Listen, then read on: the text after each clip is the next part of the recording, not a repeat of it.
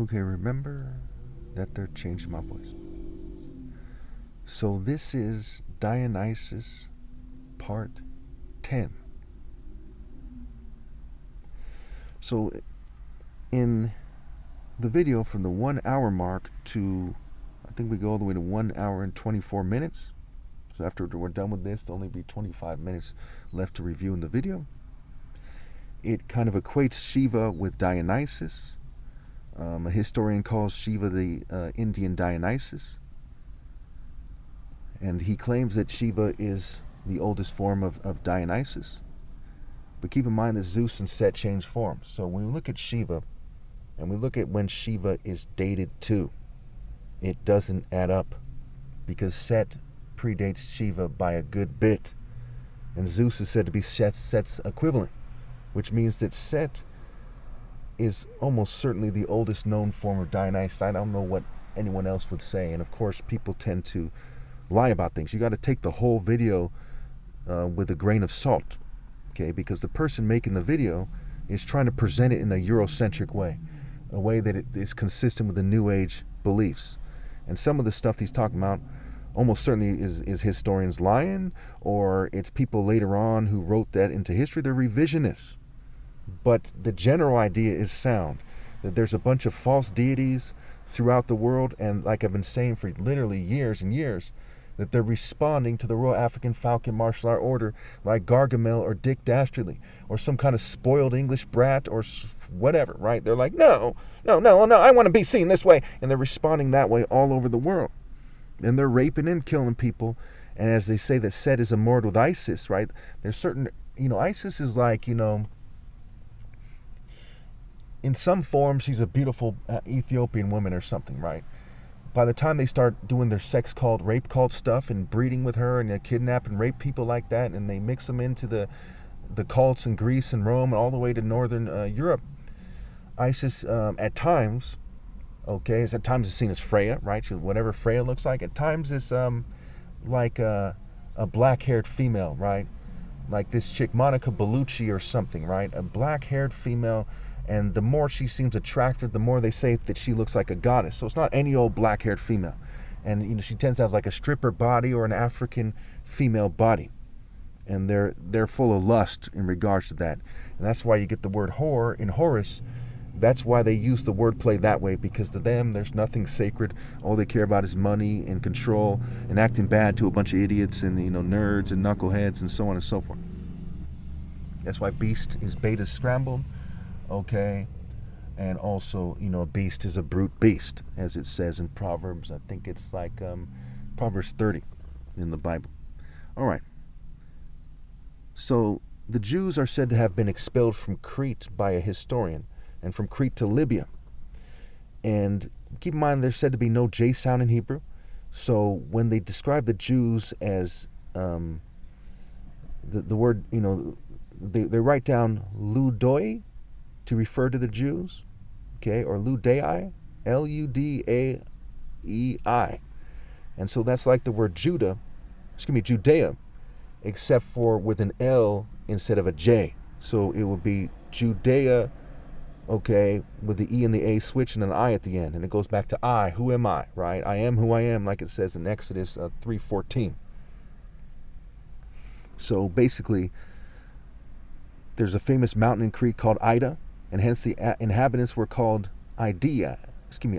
I-D-A-E-I. Okay, and it's like the word idea. Idea-I. Okay, and it also goes back to idol and ideal, which goes back to, the word deal being lead scrambled. So there's a lot of wordplay like this, and it's part of the formula that they use.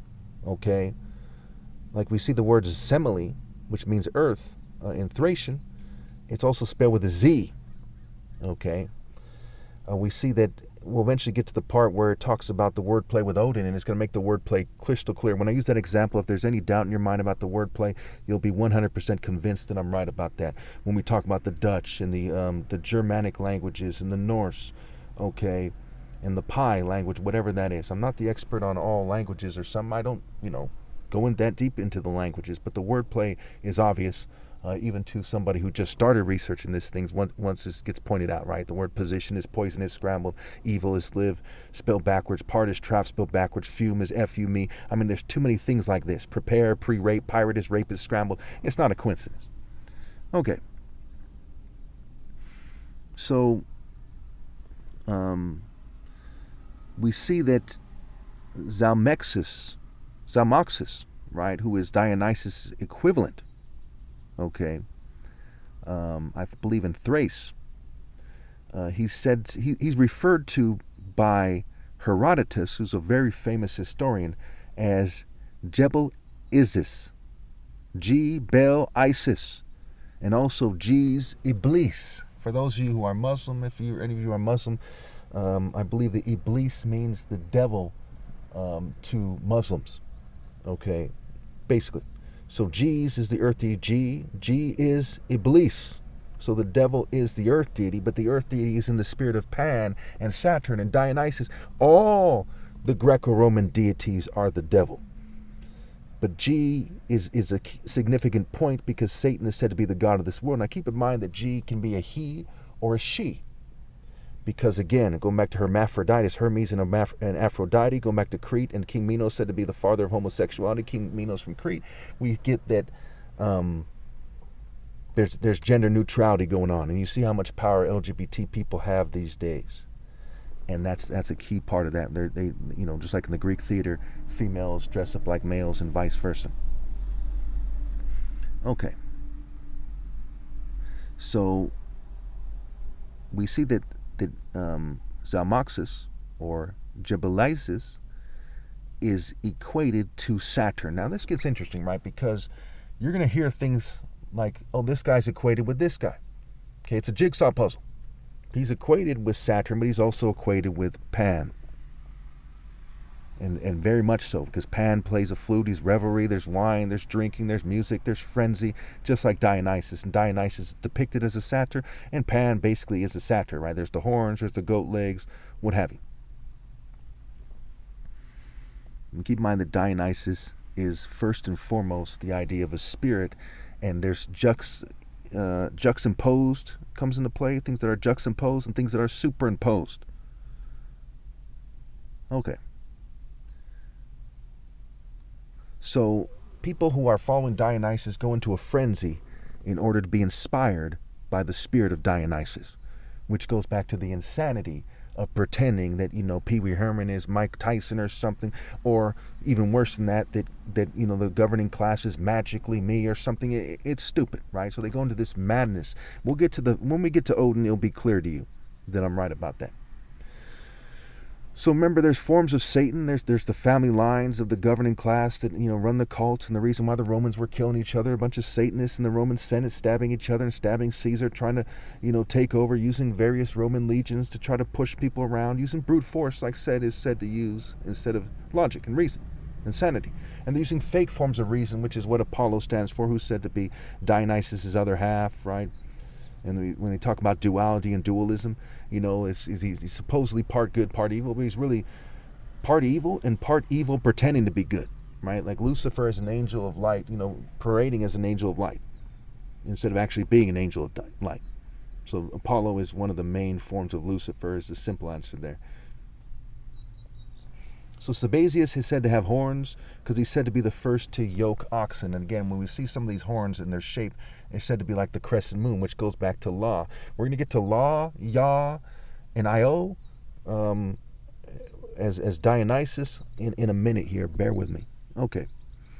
So Odin is associated with prophecy, okay, fury, frenzy, justice, and order.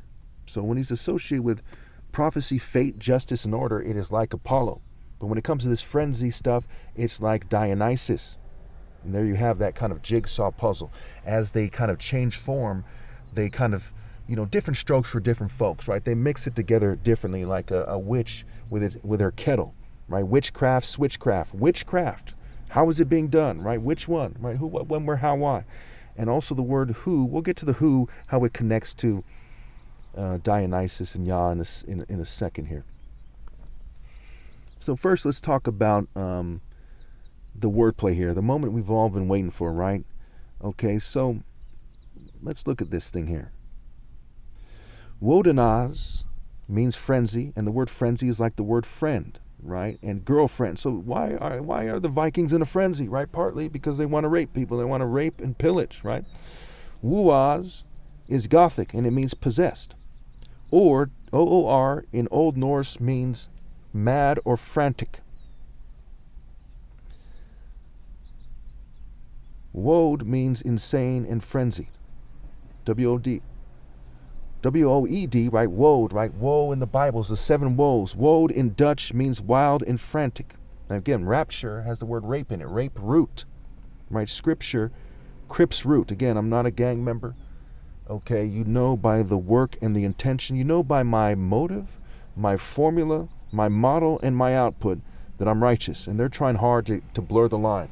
I used to get angry and rap out loud, but I wasn't in a satanic frenzy because of my motive, my heart. The Lord weighs the motive, it says in Proverbs. The Lord weighs the heart. People are tested by their praise. I'm not praising these people, okay? And I'm not somebody who's pretending to insult them.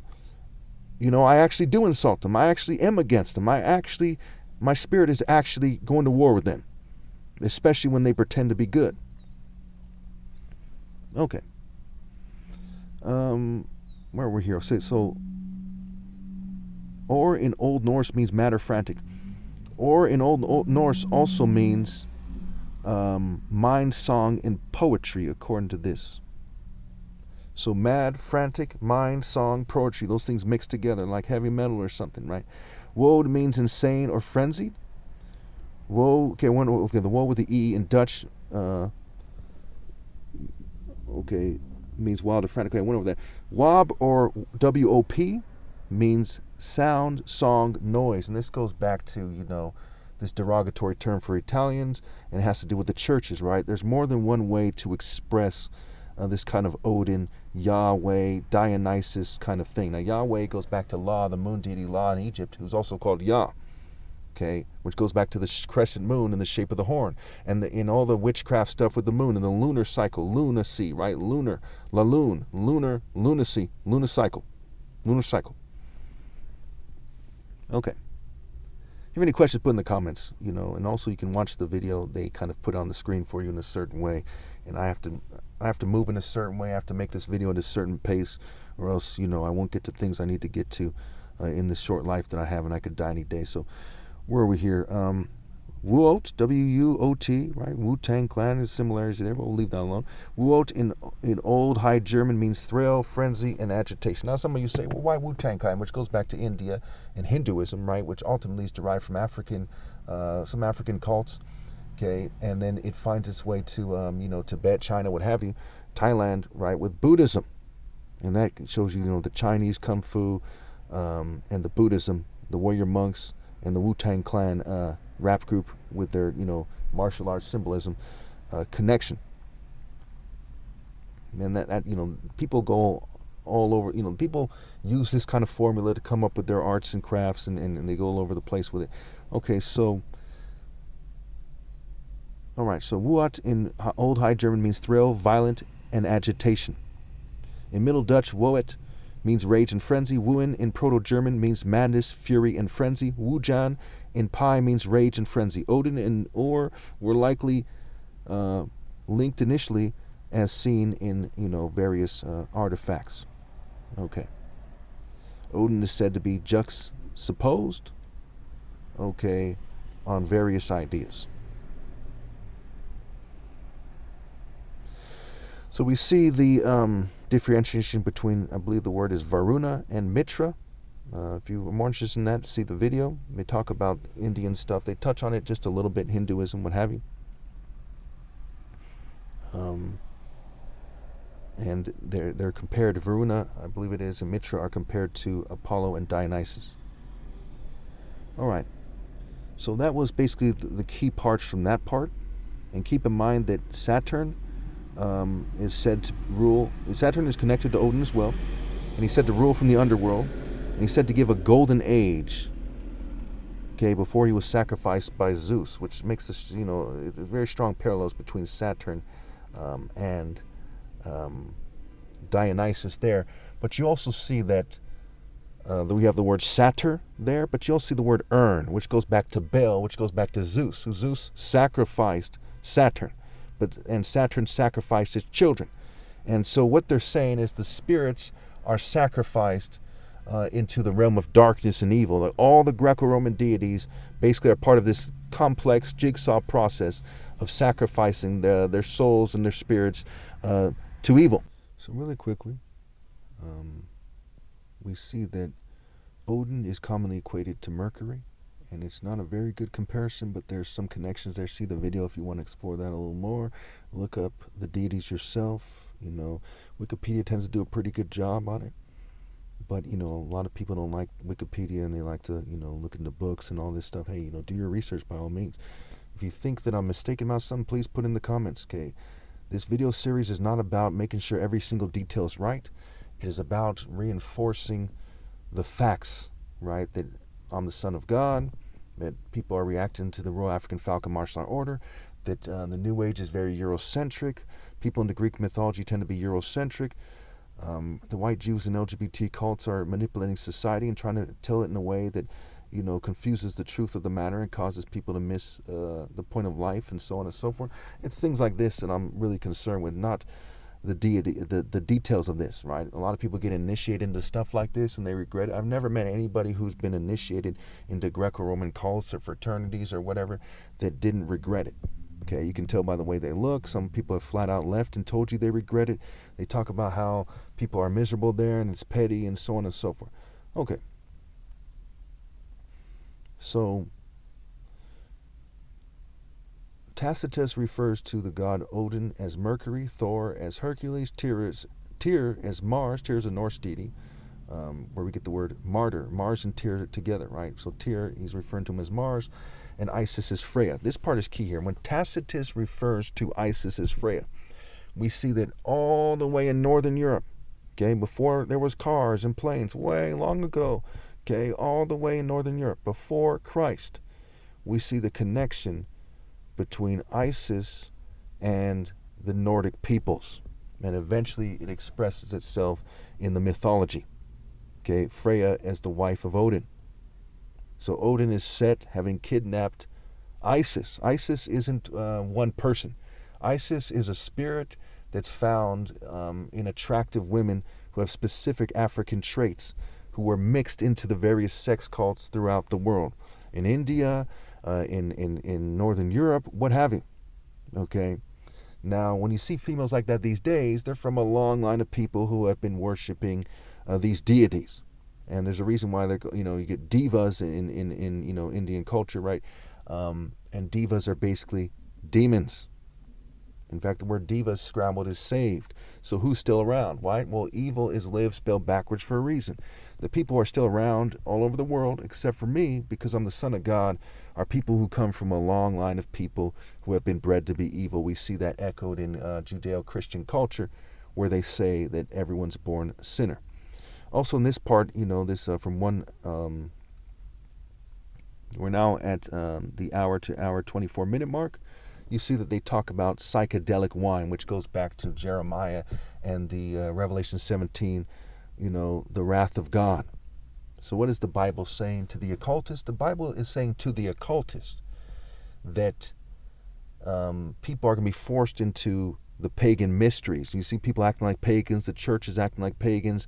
They're in a spirit that is strange these days. They're always in the spirit that is wrong. Now they're in a spirit that is strange, because there's a sacred beverage, which was a psychedelic wine mixed with ergo called Chianthesa or something like that, also known as ethnogens and ethnos and genesi, okay, where we get the word enthusiasm, okay, and ethnos and genesi means full of the God. So they're enthusiastic and ethnocentric. We get the word ethnocentric, we get the word enthusiasm, right? It goes back to their white supremacy version of this. So see, from 1 hour to 1 hour and 24 minutes, when it talks about this, I'm sure you'll see that I'm right. Okay, but I think the most important part of this, even more important than the fact that it's ethnocentric, that should be very obvious to you the whole time, very obvious. Okay, these tribalist clans of people, these warlike, pirate-like groups of people, right? The Thracians, the Norse, okay, these various Indian cults who today still do a lot of cult-like activity. If you look into the news, you know, these cult wars between the Muslims and the Hindus, okay, it should be very clear to you that these are cults. They're in a frenzy. They're kind of scatterbrained. They don't know what they're talking about when it comes to God. They're using psychology, and almost certainly, though I can't prove it definitively or something, I have my suspicions, will say, they're covertly drugging people with the rest of the cult world. So why are there stuff in the food and the air? Because there's a bunch of cults that are linked to Dionysus, which goes back to controlling sexual behavior, as I've been saying for years, why everyone's been acting like a dumbass and, you know, acting like they care at times at best, but for the most part, they just act like stupid, brain dead, in a frenzy, out of touch, brutes and nerds, foolish and contemptible, worthless idiots everywhere. Arrogant fools pretending they're in the right at times, just Bacchus type, Bacchus worms, okay? But again, the most important part of this section is when it talks about Dionysus was called by the Chaldeans as Iao, I believe it is. Now, the Chaldeans are the Babylonians. If we look to the Bible, it says that the Babylonians will do this, that, and the other thing. And we look to the footnotes, it says, or Chaldeans. Okay, and they were big on the, you know, astrology and astronomy and idolatry and so on and so forth. So Dionysus was called by the Babylonians, Iao, in the Phoenician tongue, right, the Canaanite Phoenician system, right, which goes back to sodomy and King Minos, right, said to be the father of homosexuality, okay, and is frequently called Sabaoth, okay, which is like the word Sabbath, Sabaoth. Now, they could be making this part up, but in a sense it doesn't matter, you know, that's like them making up something that describes the characteristics of the governing class to a T. It's just, one way or another, it's a story describing the characteristics of the governing class. If they say, hey, that was made up by this guy and he admitted it, that doesn't matter, okay? Because this just far overkills what you know already, which goes back to like memorizing words in the dictionary. So for people who like are in doubt about these things, when they look into the evidence that is to the scientist evidence, right? The stuff in museums, the stuff that college professors and various, groups that went out on expeditions to excavate things, etc. The evidence that these people present, which is seen as, valid evidence, peer-reviewed research and on and on and all this garbage, okay? Valid sources, right? It's saying the same thing that I am. When you look at it carefully, it's saying that these people are evil. That when you interpret the Bible like everyone else does except for me, that you're interpreting in a way that's evil, that's Dionysian. Okay, it's ritual madness, religious ecstasy, right? It's theater arts, it's propaganda, it's psychology, it's lies. And you should know that the first time, because you should know who loves God with all their heart and who doesn't the first time. You shouldn't let race get in the way. We're all like part of the human race, and people went to different places, okay? So you should already know that I'm the Son of God. You should know that I'm the top martial artist. I mean, it should be very clear to you. So when we look at how the Chaldeans and the Phoenician tongue, right, with the IAO, it connects to how Yahweh is rendered as IAW by the Greeks in the Septuagint, for example, and the Dead Sea Scrolls. Okay, or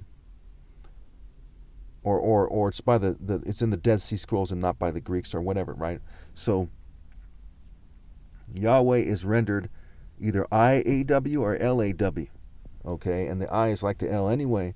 So we get the IAO and the IAW together. We look at what is different with the two words. It's the O and the W, and you get that woe, which goes back to the wordplay for Odin, right? The frenzy and the, the agitation, the anger, the state of mind, the songs, the poetry, right? All that wordplay that I went over earlier in this video. And so I think that this video, we start at 40 minutes because I did, no,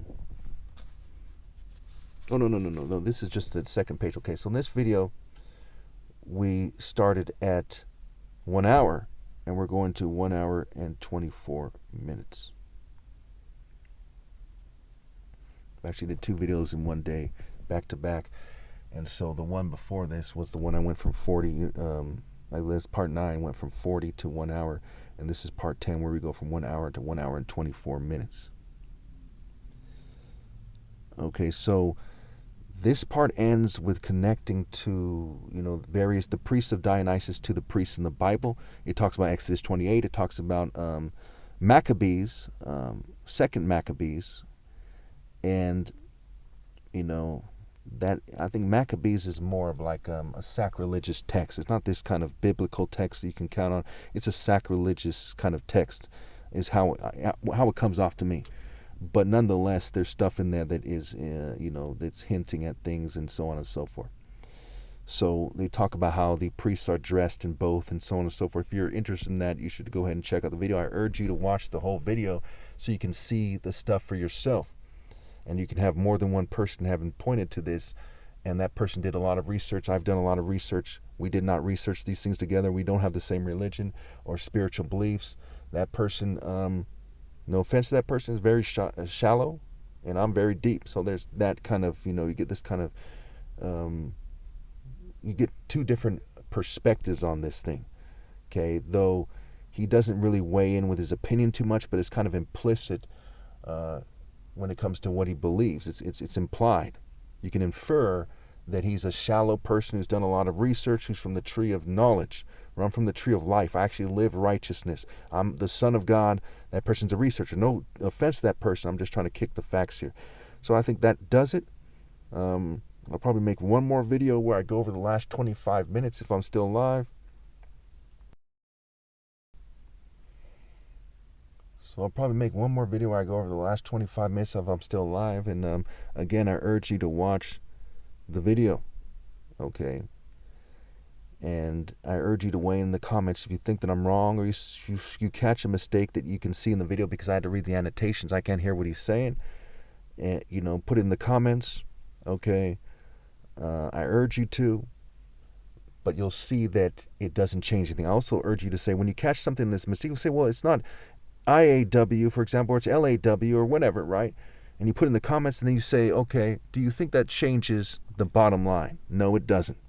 The bottom line is that Dionysus is a form of Set. He's considered a young Zeus. And there's the word tree. Nusa is part of, Dios and Nusa, Dio and Isis, Diana, the cult of Diana and Isis, right? It's about, they're trying to control the women. They're trying to, that's what matters here, is getting that correct.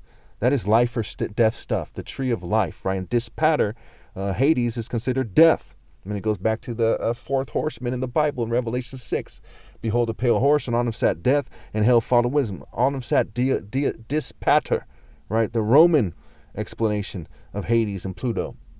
And his name literally means death. And on him sat Father Death, and hell followed with him. And this also goes back to their family lineage, because Isis is related to the righteous martial art line. They also consider God, in a sense, their father, but they're the children of the devil by their action. Just like in the Bible, when it talks about the Jews, who apparently, almost certainly, are really just the follower of Dionysus, it says, they talk about the Baals, and Dionysus is a young Baal, a young Zeus, right? Jupiter Baal, right? Even one of the epitaphs of Jupiter, who's the Roman equivalent of Zeus, is Jupiter Baal. So, and that's an amalgamation, right? An amalgamation of deities that are already similar. As these guys fight with each other, the guys who worship the devil in one form amalgamate the guys who worship the devil in another form, and stuff like this happens. But when in the case of Horus actually is the true form of Horus is the son of God. Okay, the Horus is a Greek word for, you might say, Haru. I don't think anyone knows who it is. And the closest thing to it is Eri, right? The son of God, the sky god, Eri, right? But there's false forms of Horus. There's all kinds of forms of Horus. There's Harware, there's Haro-Isis, Horus, son of the Isis, right? There's Con-Hor, Horus and Khonsu, amalgamated Khonsu, the son of Amen, and Mut, and it goes on and on and on, right? And then you get the word Mut, right? The mixed, because the Egyptian people were mixed, but it's more than just Amen and Mut were mixed. It was kind of the whole process there in the first place. It really starts with black African guys going into the Middle East and what have you, and seeing whatever peoples that were there from the Mediterranean. Maybe they came through the Mediterranean Sea, maybe they came through Turkey, but they came to the Middle East, and there's various races there, and they're mixing together, just like it says in the Bible, Ham begot Cush, Cush begot Nimrod, Nimrod founded Babylon, right? So these black people kind of mixed with the people there. And the Egyptians, Egypt was a trade center, and they're mixing there. And after a while, you get the various people invading Egypt, right? The Persians, the Assyrians, the Babylonians, okay, the Greeks, way before all these guys, the Hyksos in the 15th dynasty. Eventually, you get the English. So when you look at the migrations of people, which I've been saying, if I'm not mistaken here, since 2009, I said the migrations of people tells a lot of the story. And that whites long ago used to go to Egypt and learn. It was a trade center that was founded by black people. It became more and more mixed over the time. And then way in the foreign period, it's called the foreign period, when the whites who were the closest to Egypt established themselves, the Ptolemies, right? Ptolemy Soter, for example, Cleopatra. Okay, they were foreign. Okay, they were so foreign that they was called the foreign period. Okay, that's key there. So you look at the New Kingdom, who's there? Look at the foreign period. When the Libyans start doing their thing a little bit, why aren't they called foreigners? Because white people did not establish Egypt or Babylon. Black people did. And from there, they learned from black people, and then they established Greece and Rome. But which ones? They learned, they really followed the ones who were the followers of Set, right? The settlers, settling down, setting the stage, right? And the Greek stage and the theater. In fact, the word stage is a play on words for gay set. Thank you.